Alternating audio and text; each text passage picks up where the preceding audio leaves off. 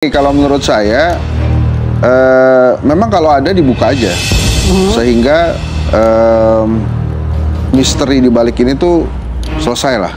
Ini kan sebetulnya case 5 tahun yang lalu ya, dan ini masuknya ke ranah personal aja, jangan dibawa ke ranah institusi. Jadi artinya ya udah hasto gitu. Dan kemudian tadi saya katakan, semua misterinya dibuka, termasuk tugas KPK menemukan Harun Masiku. Kan korbannya Harun Masiku bahkan sudah ada yang masuk penjara semua. Wahyu segala macam itu kan masuk semua.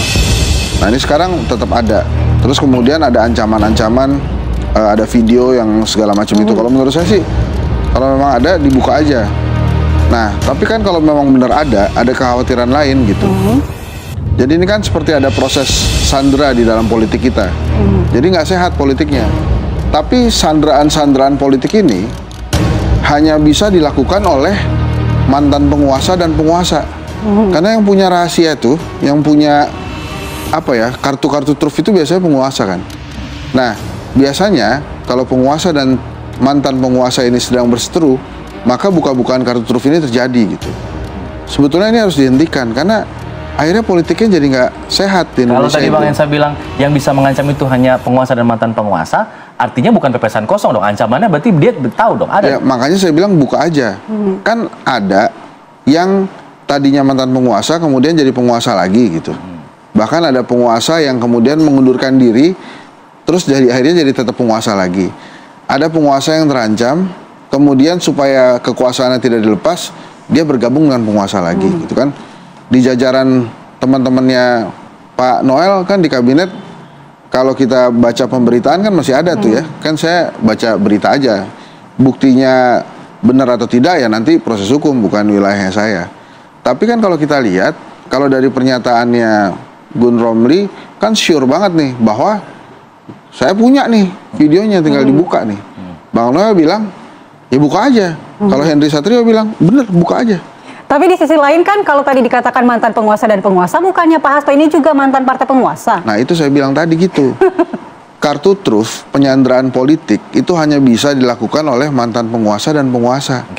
Kalau presenter, dosen kayak saya, kita nggak bisa tuh sandraan-sandraan politik itu. Tapi yang bisa ini adalah orang-orang yang punya kartu truf, yang punya catatan-catatan.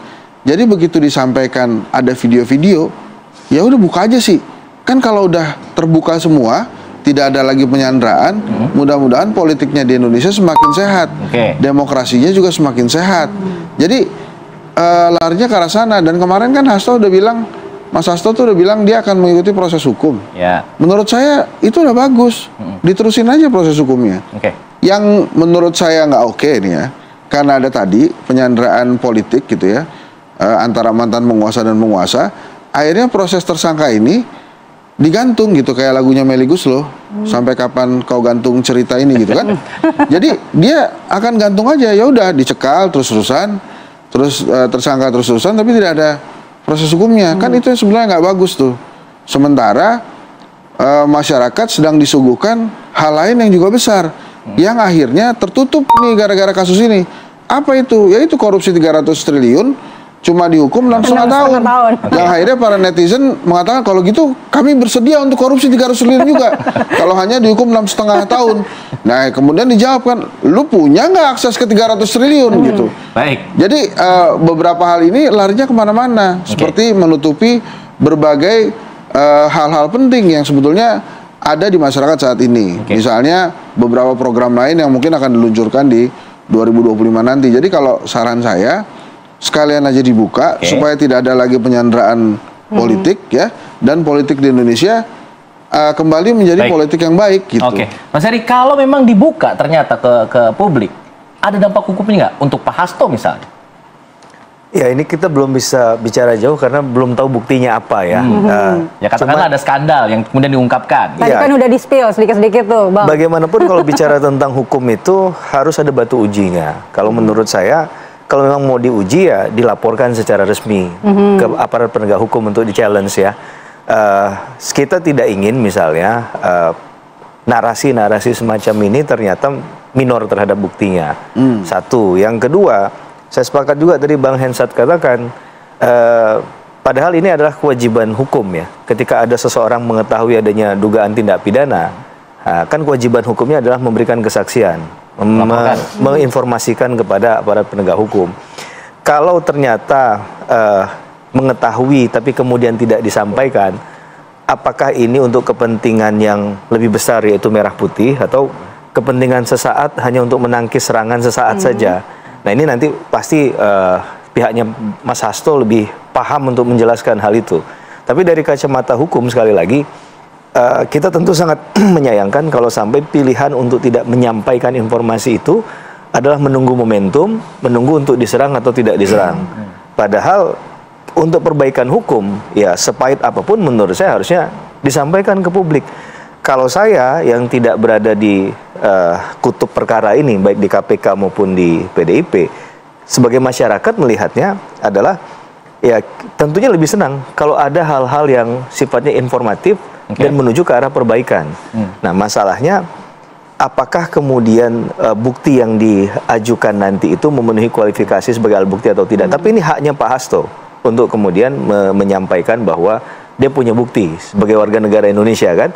Nah nanti juga kemudian dijelaskan mengapa tidak disampaikan berapa tahun yang lalu misalnya, kenapa baru sekarang. Ini kan jadi bahasa sandra menyandra kepentingan yang dari dulu pernah kita dengar itu menjadi seakan-akan nyata begitu ya. Coba dikonfirmasi oleh Bang Gun. Bang Guntur, kenapa tidak disampaikan ke publik atau sampaikan ke pihak berwenang jika kemudian punya bukti-bukti skandal tersebut sehingga nantinya tidak jadi menggantung kemana-mana tadi kata Bang Hensa begitu? Kenapa tidak dilaporkan kepada lembaga-lembaga penegak hukum? Pertanyaannya adalah apakah kita masih bisa percaya penegak hukum? Kasus seperti disampaikan tadi 300 triliun itu kan kasus di Kejaksaan. Harvey Muiz ya ternyata juga divonis 6,5 tahun. Kemudian mau laporkan kemana? Ke KPK. Yang banyak kasus yang sudah disebutkan, bahkan almarhum Faisal Basri menyebut di situ ada dugaan ekspor ilegal nikel dan menyebut nama terang-terangan ada nama Bobi Nasution dan Erlangga Hartarto. Itu disebutkan oleh almarhum Faisal Basri dan disebutkan juga di situ ada bukti-bukti. Kemudian seperti saya sebutkan tadi juga KPK baru meralat 2 tersangka kasus dugaan penyalahgunaan CSR BI. Ya, kemudian kepada polisi. Ya, banyak sekali kasus-kasus akhir-akhir ini yang melibatkan citra kepolisian. Bahkan juga di situ ya dalam video itu juga ada yang disampaikan oleh Mas Hasto bagaimana seorang pimpinan dari lembaga penegak hukum itu disalahgunakan, dipakai untuk menyelesaikan masalah pribadi anak seorang penguasa. Masalah pribadi lah, tapi menggunakan kewenangan pimpinan penegak hukum. Nantilah kita lihat videonya. Gitu. Jadi kita kan persoalannya sekarang itu kan banyak kasus itu harus viral, harus menjadi perhatian publik baru ada keadilan. No viral no justice itu istilahnya yang sekarang kalau kita bicara soal netizen. Karena di situ kita lihat bahwa masalah ketidakpercayaan masyarakat kepada lembaga-lembaga negara ya itulah yang menyebabkan sehingga tidak semuanya banyak kasus itu bisa diselesaikan oleh lembaga-lembaga negara kecuali mendapat perhatian dari publik, mendapatkan dukungan dari publik sehingga negara itu harus bertindak. Jadi seperti itu. Baik. Sebentar, Pak.